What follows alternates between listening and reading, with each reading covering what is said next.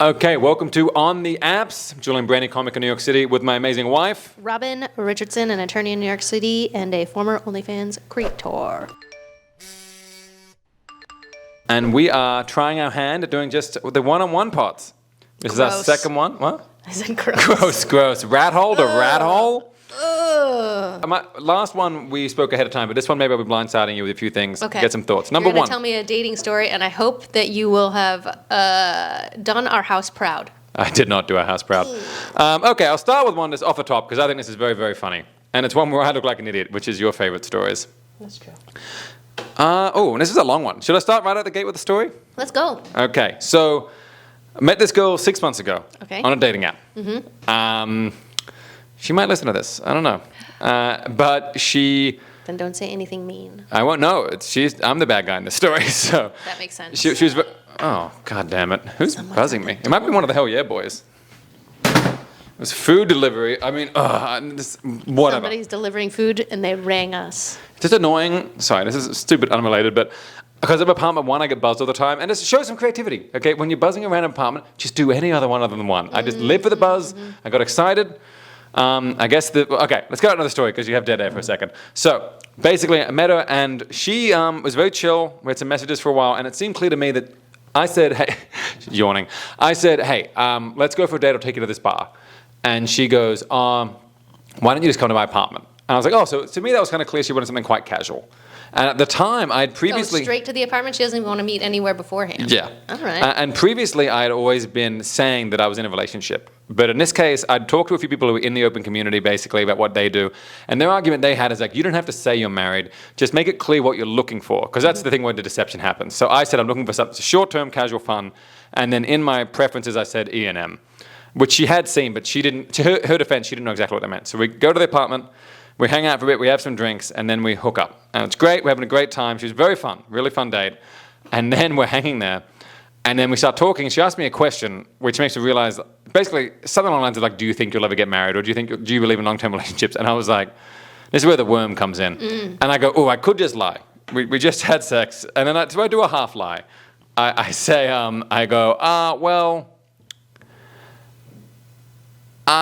basically say I'm in a relationship. Mm-hmm. And she's really upset. She's like, are you serious? And I was like, well, it said E&M. She's like, you got to tell people. And it's hard because being open and talking to people in that community, they're like, you don't have to say. But I was like, I said ethical non-monogamy. Mm-hmm. That's clearly what I was looking for. And some people will agree with me, but then she kind of made the point like, well, why not just say it?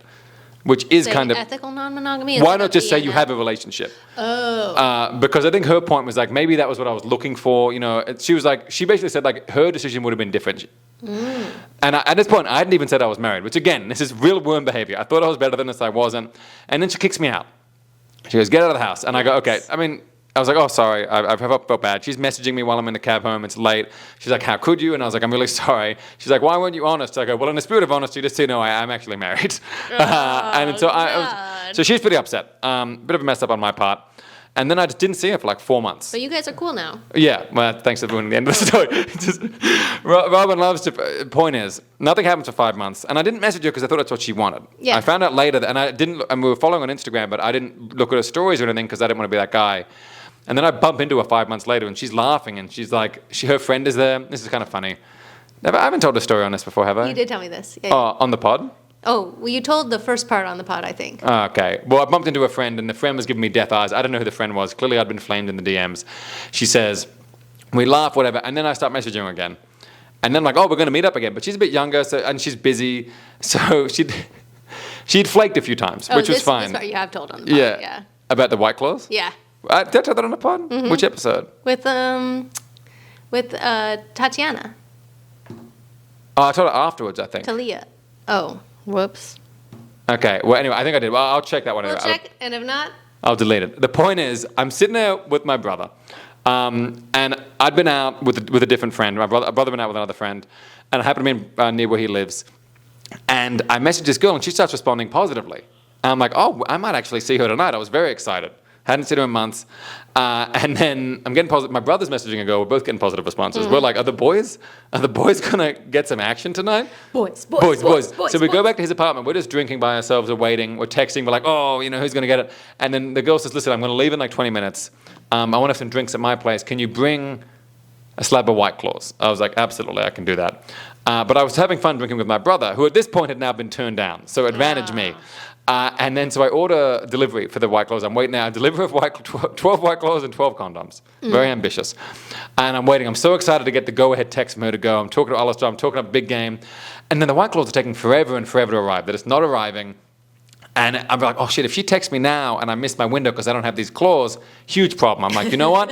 I'm just going to run to the deli and grab some claws. So I run to the deli, I grab a 12-pack of claws, 12-pack of condoms. Claws, couple of claws, claw boys. And then I run back upstairs. I get back to my brother's apartment. I still haven't got a text from her confirming yet, but it's imminent because she told me she was just wrapping up things with her friends. I run into the guy at the front door who's delivering my claws. And you've got already a pack of claws. He's looking at the claws in his hand and the claws in your hand. He What's feels, wrong with this guy? He goes, I didn't know you were seeing other delis. You cheated on me like that girl. So then we go into the apartment. I now have 24 claws, 24 condoms. And then she messages and cancels. And it was probably the most pathetic I've ever felt in my entire life. With all those claws, all those condoms. 24 claws, 2 12-packs of condoms. And my brother's like, what do you want me to do with these fucking claws? And I was like, I don't know. I'm going home alone. I'm sad. Maybe that's a funnier story than I think. But the point is, very sad. We're since talking. But I also thought that was like maybe a great way to get back at me.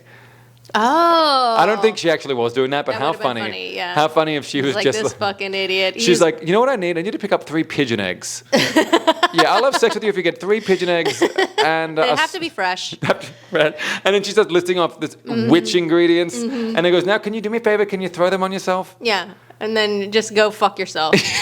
Just go get fucked with your pigeon eggs. And go get your wife to clean them off, you piece piece of shit. Yeah. I'm glad you guys are chill though.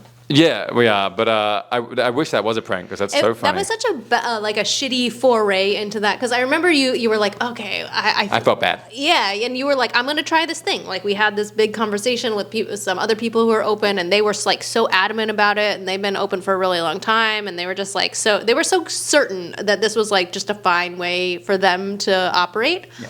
And we're like, all right, okay, sure. And for me, when we first started. Like I always like we had a rule that we would like just tell people right away, but the root of that rule was just to avoid drama.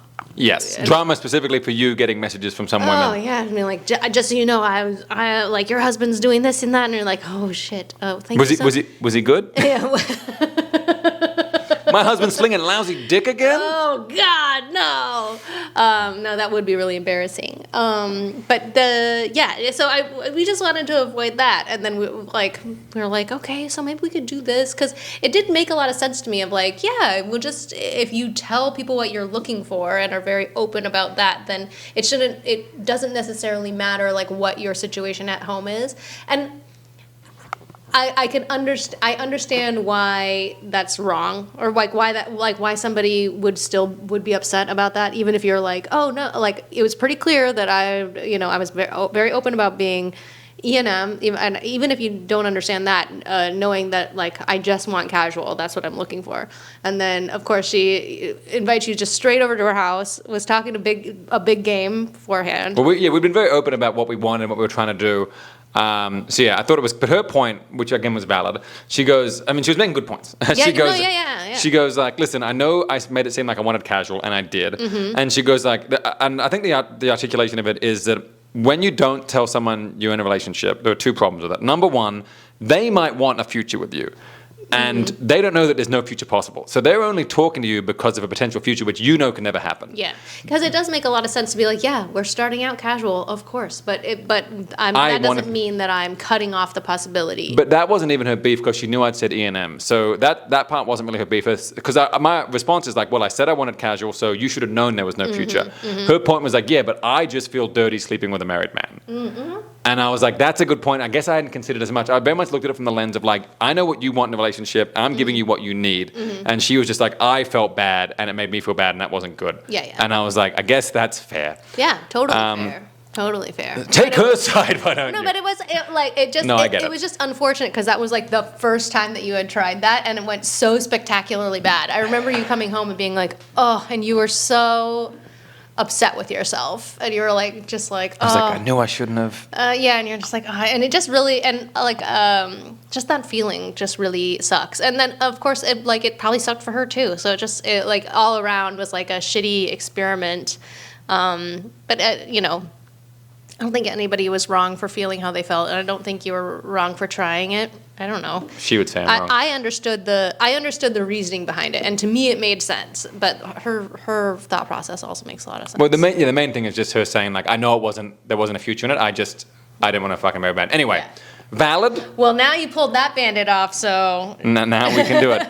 Well, the worst part is she was like, it was a really great night, and she was just like, if you just told me, we could have been doing this next week. Yeah. Also, like I remember. Oh wait, no. This is something that you told me kind of recently, and I was like, that makes the story even better. That she met you at the door in lingerie and a Mets jersey, and I just think that's very cool. It was very cool. Well, because we were there to watching the Mets game was kind of the pretense, although which we did do that, and it was a great time. Mm-hmm. So we watched that, and she had it. That was me. That was all my excuse to be like, clearly it was casual, which doesn't really invalidate her response. She still felt bad, but it was cool. It was a cool move. Cool move. I also liked 6 months later when she pranked me into buying 4,800 White Claws, and just. Well, you and your brother just high five like, maybe we'll get laid. It was a sad night for the Breheny boys. Sad night, especially for me because I was like, oh, sorry, buddy. Oh, sorry, champ. Sucks to be you. Looks like Big Daddy's gonna. Oh no, hold on. Never mind, cancel. And you know the worst is I was like, Alistair, can you buy these White Claws off me? I was like, how are you gonna buy these White Claws off me, buddy? I'm in a tough. Oh god. I told him, I was like, listen, I paid $50 for these. I paid a premium because I got them delivered. Oh my god. And then I was for 2 packs and condoms. I kept the condoms. Actually, no. I think I took them home. And then I was like, Alistair, you're not gonna need these. And I was like, listen, can I pay me $40? And he's like, what? I don't drink. I'm like, please. I need a win. I need this. I need this. Al. Al, I had a tough one. God, that was funny. It talk about feeling needy. I was just messaging her. She's like, I might leave the bar soon. And I'm like, have you left yet? Have you left? I got some White Claws. And it was kind of funny because then at one point I was like... And condoms. Condoms. I made a joke about I was like, oh, I'm actually leaving now because I knew she hadn't want me to leave yet because I didn't want to beat her there. And she goes, no, don't leave.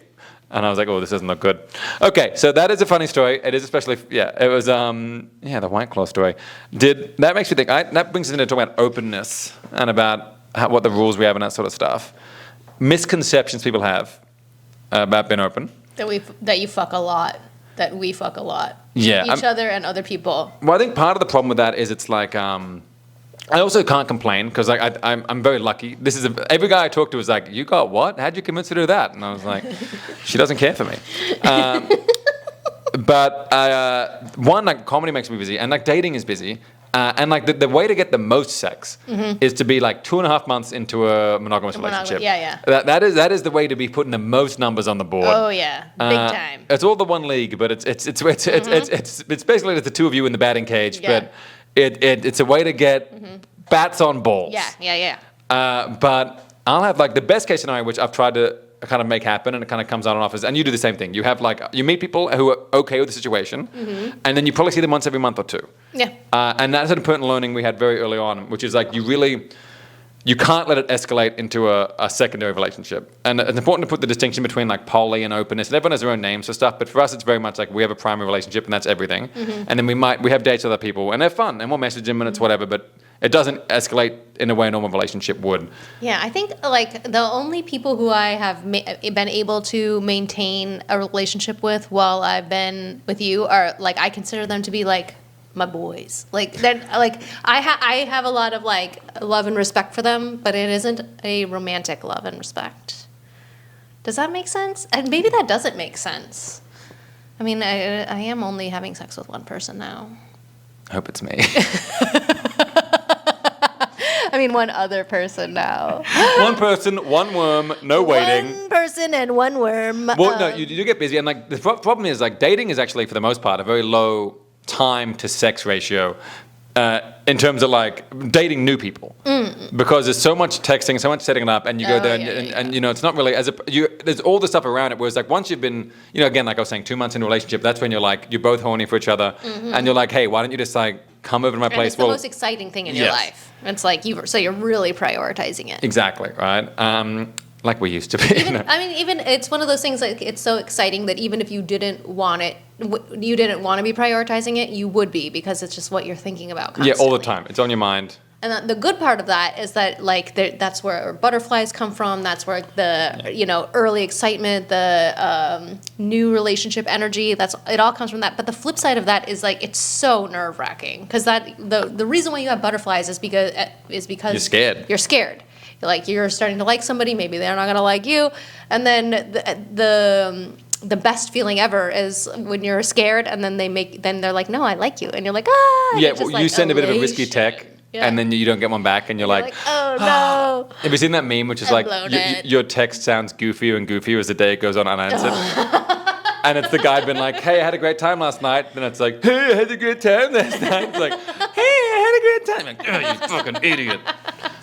No, 100%. That's what makes it good, is that you're both kind of, you're both in that fun stage. Anyway, the point of being, you don't have that much sex, I think, but some people could do it, and good for them. Mm-hmm. You try and build a roster, but also you're busy. Mm-hmm. And the other problem is, like, I'm so busy with comedy. If I have a night off, I'd rather spend it with you, for the most part. Yeah. And often you even do this thing where sometimes I might prioritize someone else over you just because I don't want that to go away. You don't want it to go away, yeah. But even if you're like, ugh, and you've had those times where you're like, I don't even want to go on this date. I don't want to, but it's socially, I definitely get that. I also, like, I've been so grateful that we've been open, because since the genocide started, I've really just hated people. I've, like, really been depressed and angry, and it's been terrible for my sex drive. And if I were in a closed relationship, that would make me feel scared of losing you, and like I was a bad wife. And guilty. I would feel so guilty. Like, because it just feels like it just feels like, well, because you signed up to have a sexual relationship with one person. And we made a deal that it was exclusive. We made a deal. It's just and you're saying, listen, if you shop at my store, it's the best store ever. I'll give you the best deals, but you can't shop anywhere else. You can't shop anywhere else. And then a month later, I'm like, we're actually out of stuff. Yeah, we're closed. Same deal. Oh, you want me to open up? Well, maybe you'll solve the conflicts of the Middle East, huh? Okay, huh? I feel like the metaphor is degrading. Yeah. but the problem is, first off, I agree with what you're saying, but I've tried to explain what you're describing. In short, you're saying the fact that you're feeling depressed and you have a lower sex drive. Mm-hmm. You're grateful that I can, instead of having growing resentment for you, I can go out and meet other people. Mm-hmm. But I've explained that to some other people. I've been like, my wife's real sad. I better go fuck some other bitches. My wife's got a bit of the. You're an evil man. My wife's got a bit of the depresso. No, because I don't want to be around anybody when I feel like that. Like, I understand that, like, people are like, you're like, oh, you should be around people, but sometimes it really is better for just me to just be alone. But it's important for me to not just take that for granted. No, and also you don't. check in and be like, you're cool to be alone. It's like, actually, I could. Too late. Bye. Bye. Sorry. I clogged the toilet. See ya. It's stinky.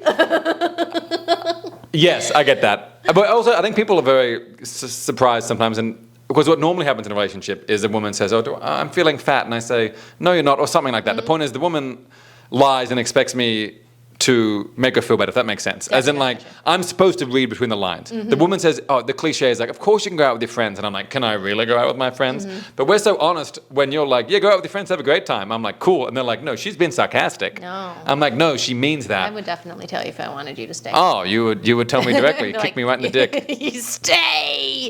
That was like, you've never... That's when I pull out the U-lock and the bike chain. Take it off the wall. No, that was like the only time you've ever demanded I come home was, well, there's 2 times. Yeah. One, is this too sexual to tell the sexy part? The edging thing? No, go ahead. Just when we were getting really, really kinky. And normally, like, Robin doesn't care, I go out with friends, whatever. We were experimenting with edging, which is, which, by the way, I found out doesn't count as edging if I can just never make her come. That's just... I'm like, I've been edging every woman I've ever dated. Every woman that's had sex with me is one long edge. Just an edge. You need a flat at some point. But and we did that, I think it was like not even that long, like 4 or 5 days. And then on the 5th day I was out with some friends. And you were like, get the fuck back here. Yeah, like, your wife's going crazy. This is a biological imperative. Like, all of your normal chillness just disappeared. The other time was when I was at this very vortex drinking, having some friends, and then I don't know what happened, but one of the cats had diarrhea, then stepped in it, and then flicked it over your face and body. Oh, pancake and he was a kitten. He was really sick and he took a shit in a bowl and then he stepped out of the bowl and the edge of the bowl flipped and it got on me. Got it with the old poop flip. It got on him. It got on the wall. It was like, and then I was sitting there like, I don't know. Do I clean myself first? Like, no, you got to clean the cat first, I guess. But then I'm like, then I got shit all over myself. It was so overwhelming. And then you messaged me and just said, "There's a calamity. You need back here right now." Yeah, I needed help. And by the time you got there, I was in the shower and everybody was clean and everything. But it really, I was like, I don't think I can do this by myself. I waited out the front door for like 25 minutes. Just, she seemed like she was really going at it. Yeah. What was the start of that? About what was it on? Misconceptions about being open. About how much sex you're having and things like that. Although it does remind me, the idea is you build quote unquote a roster. People who are chill, and the other thing as well is like these people, they might be open and they might have another primary partner, or they might just be a regular person who's just, they like me, but they're looking for something else. Yeah, they're looking. And so they're hopefully dating with other people, and they'll even tell me that, and then they might be like, listen, I've met someone, obviously we have to stop doing what we're doing. But I did. That's a sad thing. I like had one person who then they ended up dating somebody, and I think maybe he had communicated to her maybe not so well, like how he knew me, and we went and hung out, and then they ended up having some sort of serious conversation about it, and it was at the end of the day it was just kind of like we shouldn't hang out anymore, which totally makes sense. Like you should prioritize your person. I get that, but it was really sad. Well, because you do a good job of having but also you were saying I've been a friend. Yeah, and it was funny. You said to me, you were like, you should be friends with him. And then you pitched. I was like, okay, sure. I mean, I've got enough friends, but I was like, we can try it. And then you told him, he's like, oh no, I can't. Oh no, we can't be friends. If I'm friends with the guy, I can't have sex with you anymore. Oh yeah. Oh, that's what you're saying. Yeah, because I had invited him to our wedding, and he's like, just so you know, like I'm happy to meet Julian, but if I do, we will not be having sex anymore. But then when he got that girlfriend, I was like, now you can meet my husband, and we went to your comedy show, but he just didn't communicate that well, so then ended up. Now we can't be friends, but that's okay. Well, that's what I was going to say. This segue is not me. You come back and you fuck my wife. You get back here. But I did have a... What was I going to say? The funny thing is, like, you build like a roster of people, and you see them, like, sometimes you might not see them for like 6 months, and then you message them or something. And I was trying to message some girls, and basically all these girls who I'd spoken to previously, and not that there's a huge amount, but it's like, were kind of like ghosting me and being like, I'm not actually interested. And then I realized what had happened. Is we just relaunched this podcast, and I'd been posting a lot of Robin, and previously I hadn't really done that because I was trying to keep kind of my podcast separate. But I was like, no, I should combine them and do all that. So I'm posting all this like lovey-dovey stuff. I posted all these anniversary photos of you and my engagement photos, and then they were kind of ghosting me. As a bone. And it was just funny because they were like, it was two things. Number one, they knew I was married, but I guess just seeing it right in their face, and I think also seeing me happily married. Yeah, that we get along, that we're friends. And I think they were like, she's kind of a cool chick. Aww. And well, I mean, we don't know. That's conjecture. Okay. They only know me from the clips. That's true, and where I edited them real good. I do look like a monster. Yeah, they're like, oh, she hates men too. But so, and I was like, why is this happening? And then one of them actually messaged me and was like, hey, like, I need to be looking for my forever person, and I can't do that with you, etc. And then I read between the lines and was like, oh, the timing of this, and it must have happened with the other girl as well. I was like, oh, okay, that's very fair. Yeah, fair. It's fair. It sucks, but I do completely understand it. That's like a shitty thing that people don't think about when it comes to openness. Is that like you do end up having these goodbyes, but they're not as fraught as like a breakup. But they are still kind of sad. Yeah, but it's like a friend breakup. Yeah, but which don't happen that often. Yeah. It's not even as serious as a friend breakup because you're like, I completely understand. Like, it's really not about you. It's about your situation, and it's about like what they want out of their life, and it's almost like they move away or something, but they haven't moved. They're just in a different stage of their life that you cannot fit into. No, they've gone from alive to me to dead to me. You are dead to me! How dare you rhyme one a long thing. Okay, that's one misconception. I have some others I've written down, but if you have one you want to do, go ahead. because I know I'm busting into you. We did the whole this is kind of related, but that you can go, actually no, this is a side note more directed at me, and sometimes guys will say this. They'll be like, oh, so you like watching your wife get fucked? Oh, that's a really interesting one. And the other one that you have said that guys say to you all the time is if I'm allowed to have sex with black men, which I just think is so repulsive. Yeah, just to be clear, she thinks the question is repulsive. The question is insane. So you were like, she has sex with black people. Okay, I have a non-racist wife. Just like the singling out of it is like so. Well, I mean, weird we to know me. the history of it, which is just like It's anti-black racism. Well, of course. And the idea that black men have big dicks. yeah, but even that is offensive. Oh, I agree, but it's And my then point is like, that- who cares if like, what if I have sex with a guy with a really big dick? What does that mean about what's Well, the implication? that's like sexism related because it's like they're owning you. Do you know what I mean? Like they're dominating you in a way that I Everything about cannot. it is like so insane. But- and what's crazy is that you say that it's such a like common question. So common. So so to be weird. clear, the question will be asked in this context. If there's a woman around, it probably won't be asked. But if it's just the guys. There should be more women around. Yeah, no, I disagree. Always keep an eye on the gents.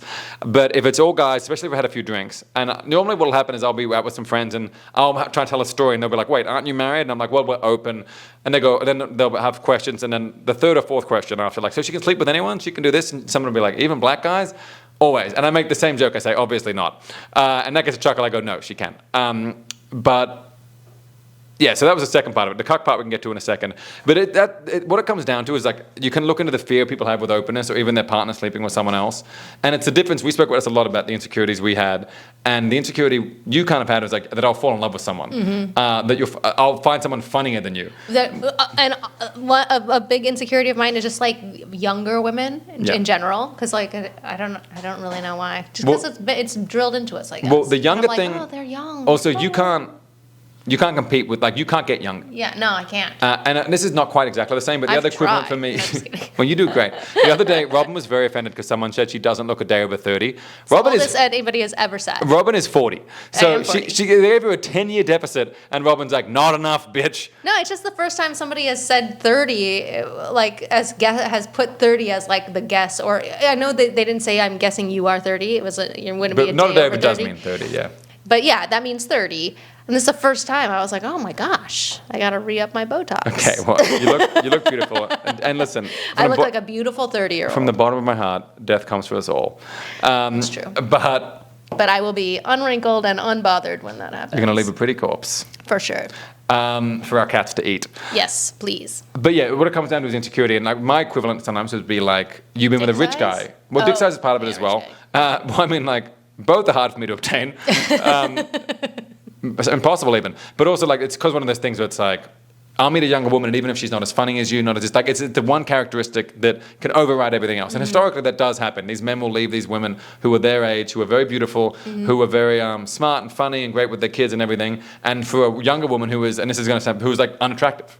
Unattractive? What I mean is like who is attractive because she's young, but gotcha, doesn't have as pretty a face or pretty as this. Huh. Like that's the complaint I've heard a lot of women was say like when someone young. goes through a younger guy. They go like, "Oh, she's just young with perky boobs. She's not hot." Oh, interesting. I thought the young one was usually. I just see. This But is they're my saying brain. youth is so hot. Yeah, my brain is like, oh, if she's younger, that just means But she's hotter. they're saying like it's equivalent of some. Like they're saying, "Oh, she's not really beautiful. She's just young." She's just young. Okay, gotcha. That's insecurity. In the same way, you'll leave me for someone who is not funny, Rich. not interesting, but all they have is the money. And But so these guys, their insecurity is black men. yeah. They're like, Well, but big dicks. That's why it's big dicks. I mean, it is a racist thing, but what it really is like, and this is what it comes down to. Their idea, and this has come down to the cuck thing as well, is like someone else having sex with you, and it is the thing that makes him insecure. Give you an example, like when a guy imagines walking in, if he's going to walk in on someone having sex with his partner, and there's two ways it could be happening. One is it's like a super intimate Shakespearean beast with two backs, like French black film thing, black and white film. Two backs. Beast with two backs. That's how Shakespeare is. Okay, Well, that doesn't sound hot. no, you know what? I take that back. More like a hot French film where they're really close and like they're whispering sweet nothings. And it's not like they're pounding. It's just like a really slow, intimate connection. And the other one is just like loveless sex, just like full doggy, like holding the hair, like pounding like crazy. You're gonna feel like way raw, worse. like What? animalistic. Yeah, and you're gonna see that, and like that's the most guys like what like that's gonna really fuck them up. Whereas I think some women I've spoken to would be more insecure seeing like this loving kiss. Like what would make you insecure? If you took somebody to go sing karaoke. Karaoke would do it? Karaoke. Here's the thing. Because I like karaoke and you don't like If karaoke. I'll tell you what, if I catch you singing karaoke with a black man. By God. No, black male sexuality is like it's so I guess culturally potent. Because I don't. I mean, I understand where it comes from. It's just like so much racism. But my point is, the core of it, the insecurity comes from someone like really powerful, dominating. Like that's the thing. And I'm saying that is then racistly connected. Is that because they know that their wife likes to be railed and they can't rail them like that? I mean, it's part of that. I mean, it's kind of like they're railing her better than I can, and that's my property.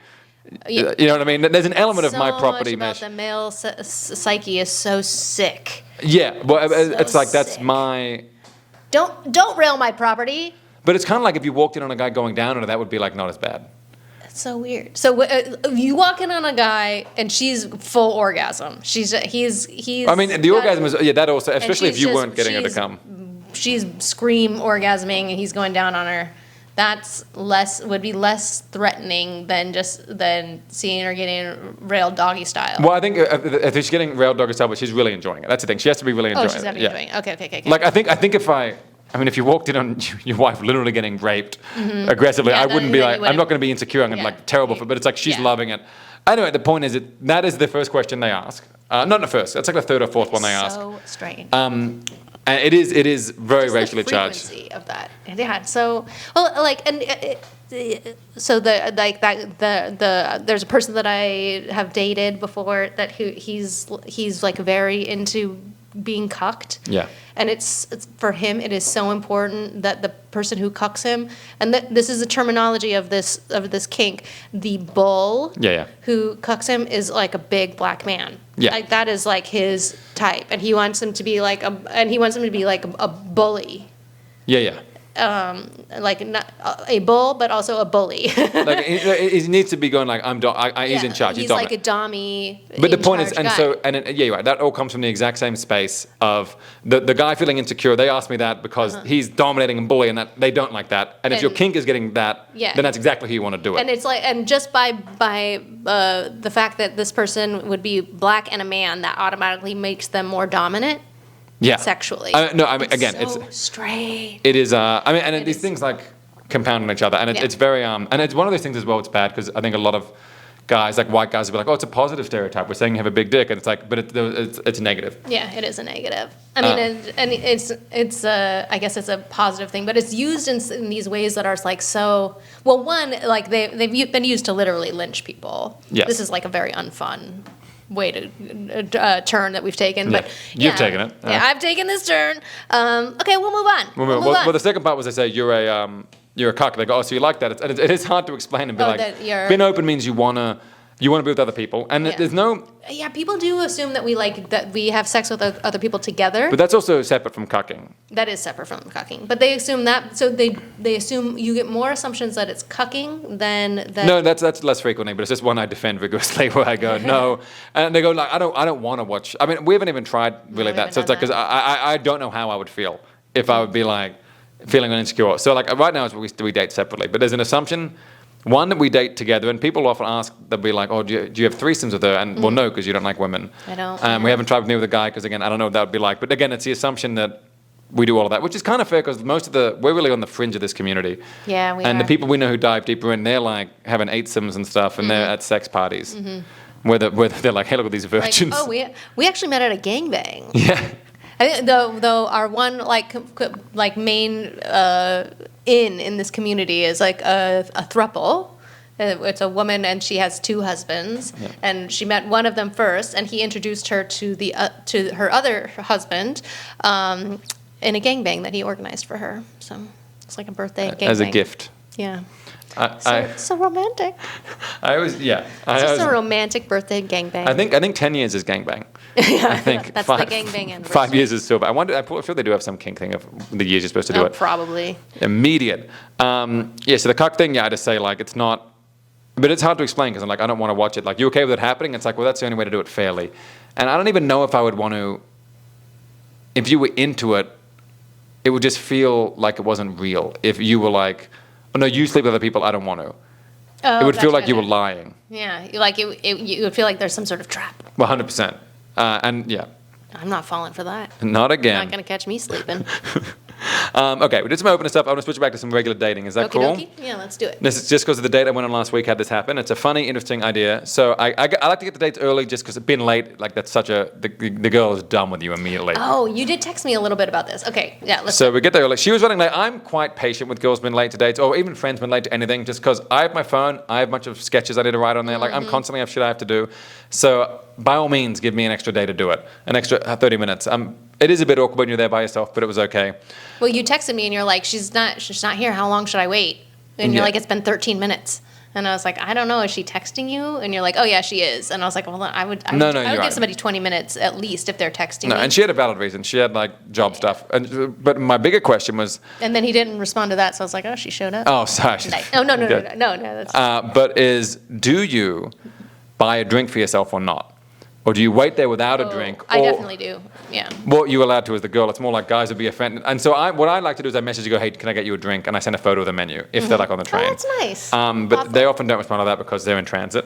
Also, like, I think I'd wait 5 minutes before getting a drink. Then I get one. And I don't know why. Maybe I shouldn't. I know my friend, I guess Jack, he told me, he was like, no. Like he would basically say, no, I don't. He said he doesn't want to be on a date holding a drink when she walks in. Really? And what he says he likes to do, if time permitting, is he wants to be. It's funny because this guy's like he's weird, like very gentlemanly. Like out of the blue, he has these rules he does, and he just goes, no, I want to be at the door of the place to walk waiting around. outside. Yeah. Oh, so, but I also had to nice. reserve the seat. Is the other problem, especially in New York places. So I got myself a drink, and then I said, listen, I'll meet you out front when you get here. Text me when you're a minute away. And then she was like, I'm here, come get me. And I went out front, and she arrived. I walked around. And I do get that. It's like, that's nice. It is just nice to be walked in, as opposed to have to walk in and be like, where is he? Yeah, where's my date? It's kind of annoying. You're easy to pick out, though. I guess. I'm usually in my pig outfit. Girls love it's inflatable, just to be clear, inflatable pig outfit. I wear it to my rallies. So that was, what was that? To get an early one. Wait outside or not? Well, your vote is what? It would not occur to me that you had waited outside for me in order to walk me inside. I would just think, oh, he didn't want to go in alone, or so, oh, he just wanted to wait outside, or the timing was such. It wouldn't occur to me, and I would not at all be offended if you were already at the bar, especially if you're holding a seat. If you were at the bar by yourself and there was no seat saved for me, then I'd be like, what the fuck? But that would just be like, well, what are you doing? Yeah, that'd be weird. And word manager, sorry, I gave it up. I gave your seat away. Someone did that once. Was that you? No, someone were meeting. They go, sorry, I lost the seats, and I was like, what are you doing? Maybe it was a friend thing. Me. Yeah.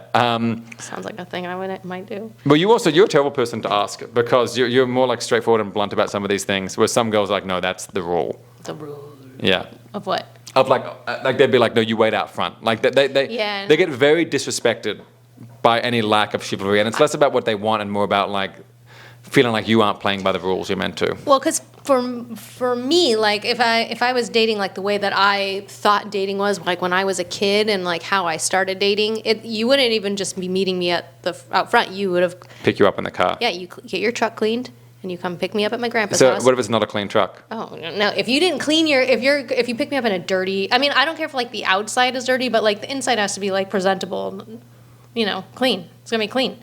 You're going to be hosting somebody in your car. Every now and then I'm reminded. Oh, you know what it is? Because you're going to have sex in the car, right? No. But isn't it an American thing? But you could have, yeah. Yeah, for sure. You could have sex so many Americans lost their virginity in cars. I've never had sex in a car. Really? Yeah, and people are shocked that I'm like, yeah, because I do a bed. I got a blowjob in 1 month, so that's pretty nice. Well, also, your parents are very chill. American teenagers were sneaking around. Your dad was like, "Oh my God, you're gonna bring a girl home. Your sheets are dirty," and you cleaned your. Well, that is a funny story. So one time I brought a girl back, which I did seldom. I was very bad at a young age. And I brought a girl back. And the other thing is my parents are chill. They were so chill the opposite, where they were like, Julian, when are you going to bring someone back, you fucking please get virgin? A girlfriend. We're so scared I was very delayed compared to my siblings. Finally brought a girl back. And this was I was 19. Mm-hmm. I bring a girl back, and there's no bed sheets on the bed, which I think because I was at college at the time, but I would sometimes go home because it was relatively close. So they weren't expecting me or anything, and the room was often empty. And I was like, oh, that's okay. We don't need it. And he goes, what? And I go, we don't need it. And he's like, you can't, Julian, you can't. And it's like midnight, by the way. He's a late sleeper. And he goes, no, just stay here. And then so me and this girl just stay downstairs, and he runs up. I was like, I'm not going to sit there and make the bed. Like, it's weird. He goes, you stay here. I'll make the bed. And I don't think, I didn't even realize that you guys were already at the house. I thought you would like call him. No, we were at the house. Like, hey, Dad, I'm gonna come over. I'll stay in my room tonight. And he's like, we don't got any sheets. And no, we were. No, you showed up at the house without, and your dad. I already had the condom on. Oh my god. Your dad is so sweet, but yeah. So American teenagers have to sneak around, and we have sex in cars. So, but yeah. So for me, like the meeting me out front, that's like not chivalrous. Picking me up at the door and then dropping me off at obviously, the door. the New York equivalent that's is chivalrous. what? Because in New York, like, I'm going to meet you at the front of your apartment. Yeah, no, that's scary. Yeah, you can't do that. Maybe the closest is standing outside the restaurant. I guess, but that would not be. I would not clock that as like. I have done it, and it's thing? been clocked. That's nice. Oh, I'm glad. So I'm glad. I might be an outlier on this that I wouldn't have noticed. Well, you're like, oh, convenient. We both ended up this thing. But also, like, you shouldn't. I think what you do is like, if you want to drink and sending a text to the menu. But like, if that was a first date for me, there's no way I would take a drink from you like that. I'd show up and there's already a drink there that you've I understand that as well. Access to. Well, it's annoying because rapist. I totally get that. It's so frustrating these things where I sound like a rapist. I'm like, hey, just give me a social security card. But they go like, first of all, what I'm thinking is like, she's gonna want a cocktail, and I always find it awkward on the first date. You're talking, whatever, and then having a drink in your hand just makes it easier. And if you get a cocktail, this bar's busy. It's gonna take 10 minutes. Yeah. Let's just order them now, and they'll be there when we get here. No, I totally get it. It's just a shame that we have to be careful. Yeah, God damn it. Just because a few men, including myself, roofing people. No, you have not. No, I'm not going to waste a roofie on a girl. Roofie myself, cheap date. I have other things. Do you have anything else? Open misconceptions you have? People have about you. People talk to you about. A lot of people, I think, assume that one of us forced the other one to do it. Oh, I actually have that on here. I forgot. Yeah. That's like the main one. No one, and what's annoying is when I'm telling people that whoever is telling them that no one forced it, it's immediately assumed that we're the little bitch who got. Yeah, so you got first. You got first. It's like saying a breakup's mutual. It's like, oh, so it was them. Yeah. I guess there's just no way around it. I just think it's people are going to believe that. I think the assumption would be that you were the one who forced me to do it. But the assumption is, the cliche is that the guy forces the girl to do it and is immediately upset when the girl starts fucking everybody. and the guy realizes that's what happens on Reddit for sure. And the guy didn't realize. Did I tell you that happened when I was talking to someone the other day?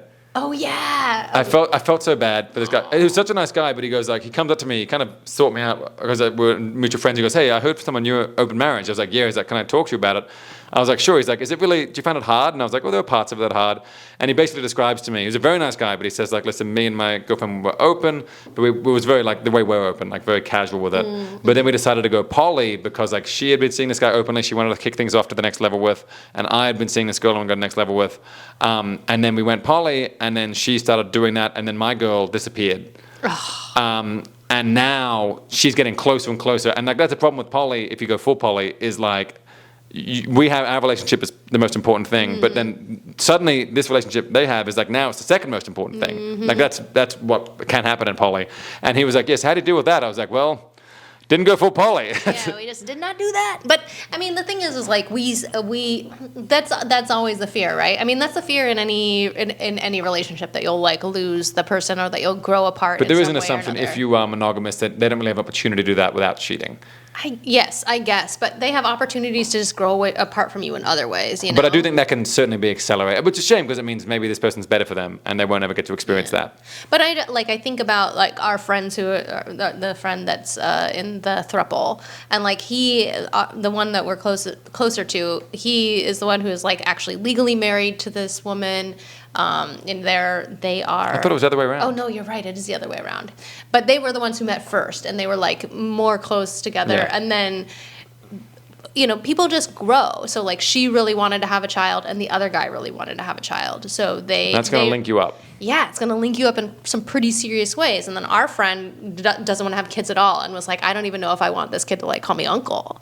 And so now it went from them being the closer ones to like now these other two are like fiddle. Yeah, they're like parents. They're like starting a really, and it's just so I don't know. Like the thing is that just people are always changing, and then people's life goals change and. But I think the sad reality is if you go traditional monogamous relationship, the way people have done for centuries, you are in a security blanket way kind of prohibiting that change. Yeah. And I also don't want to shit on that because like that's the person who's like, actually you guys are bad. Like monogamy is normal and it's fine. It's what everyone does. But that's the nice thing about it. You kind of feel like there's some certainty. Like you feel like your marriage vows carry it. But the thing is that it's like there isn't that certainty. Like I mean, there's it's an illusion. It's the it's like you're both you're just kind of like pretending that there is. Well, half of them end in divorce, I guess. Well, I think that it's mostly people who get married young who end up getting divorced. But like it's just I think when they say in sickness and in health till death do us part, like it's also like a promise to just like go with the flow as people and allow people to grow and change. And I think that's just really, really important. And you just like it's just scary. Relationships are scary. The idea of getting your heart broken is scary, and it doesn't really matter if you're poly or open or monogamous. But I think when you're poly or open, you do have to, in this guy's case, you have to kind of deal with that fear very directly. Gotcha. Whereas I think other people like that growing apart probably happens more in secret, and then not at once, which I guess is worse. But you have to kind of be open and okay with it, which is what our friend had mentioned sometimes was challenging. Everyone's like, it's great to see your partner grow. It's like, well, no, I wanted to hang out with him tonight. Sometimes it fucking sucks. Ugh. But yeah, this guy, I felt bad, and he was explaining. And I also think what I tried to tell him as well is like, you can't, if your excitement about being poly is just that you get to fuck someone else, then that could disappear in a heartbeat, especially if you're the guy. Yeah. And I think I'm able to manage what we have a little more easily because you're not, like, you're a beautiful woman. Sorry, I meant to say you're not a beautiful woman. And you could, if you wanted to be going out there and with a different guy every night, you could do that no problem. It's just not what you want. So I don't really have to confront that often. You're so lucky I'm lazy is what you're Yes, saying. exactly. But, and like, you picky. And there's that too. But so in this case, as a guy, clearly he was excited about seeing this girl, and like once it disappeared, suddenly like, oh, just the negatives were there. So if you're not okay with it, and if you don't, and your security is only based on you happen to be getting laid more than them, and I think you're always gonna have a bit of that. Like it's much easier for me early on when we were both doing it more, and then you would have a hot month. I'm like, oh, I gotta get my numbers up. Oh my god.